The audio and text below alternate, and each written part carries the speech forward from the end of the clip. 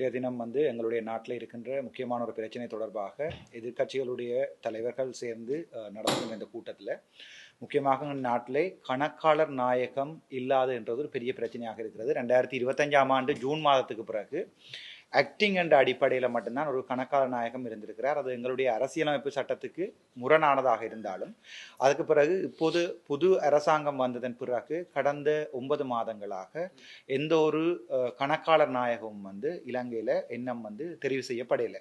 உண்மையாக இந்த கணக்காளர் நாயகம் தெரிவு செய்யப்படுறது பாராளுமன்றத்தில் இருக்கின்ற அரசியலமைப்பு சபையில் இருக்கின்ற அங்கத்தவர்களும் அதே நேரத்தில் பொதுமக்களுடைய பிரஜைகள் 3 பேரும் சேர்ந்துதான் இந்த கணக்காளர் நாயகத்தை தெரிவு செய்கிறார்கள். ஆனால் இதுவரை 4 தடவை அந்த கணக்காளர் நாயகம் அவர்கள் தெரிவு செய்யப்பட்ட போதும் வாக்குகளால் தோற்கடிக்கப்பட்டிருக்கிறது. அதனால இந்த அரசாங்கம் இப்போது இலங்கையிலே பார்த்தீங்கன்னா இந்த நாட்டிலே நடக்கின்ற சகல பண கொடுக்கல் வாங்கல் தொடர்பாகவும் கணக்காளர் நாயகம் தான் பொறுப்பு கூற வேண்டிய ஒரு பிரதிநிதியாக இருக்கிறார். ஆனால் கணக்காளர் நாயகம் இல்லாத சந்தர்ப்பத்தில் அந்த விடயங்களை ஜனாதிபதி அவர்கள் முறையற்ற விதத்தில் கையாண்டு கொண்டிருக்கிறார். அதற்கு ஒரு படி போய் இப்போது கணக்காளர் நாயகம் இல்லை என்பதால அதற்கு அடுத்த தரத்தில் இருக்கிற கணக்காளர் நாயகம் அவர்களை அதற்குரிய பதவிக்கு அமர்த்தாமல் தன்னுடைய பால்ய நண்பர் பல்கலைக்கழகத்திலே கலனி பல்கலைக்கழகத்திலே பால்ய நண்பரை அதற்குரிய பதவிக்கு அமர்த்ததுக்கு முயன்ற போது அது தோல்வியிட்டிருக்கிறது. அதன் பிறகு மீண்டும் ஒரு தடவை இராணுவத்தில் இருந்தவர் ஒருவரை அந்த கணக்காளர் நாயகமாக அவர்கள் பதிவு செய்ய ஆரம்பித்திருக்கிறார்கள். அதிகம் தோற்றிருக்கிறது. இப்போது அந்த கணக்காளர்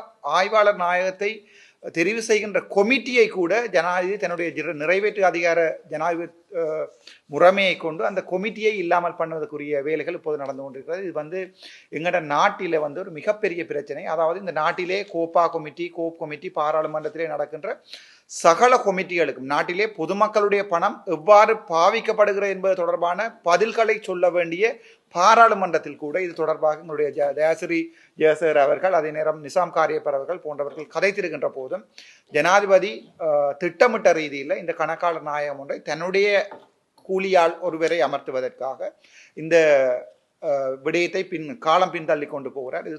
இது ஒரு மிகப்பெரிய பிரச்சனை, நாட்டை பொறுத்த வரைக்கும் மிகப்பெரிய சட்ட ரீதியான பிரச்சனை என்பதால் எதிர்க்கட்சியில் இருக்கின்ற தலைவர்கள் உள்ளாரும் இந்த பொதுமக்களுக்கு விளங்கப்படுத்தணும் என்பதற்காகத்தான் இந்த கூட்டம். நன்றி.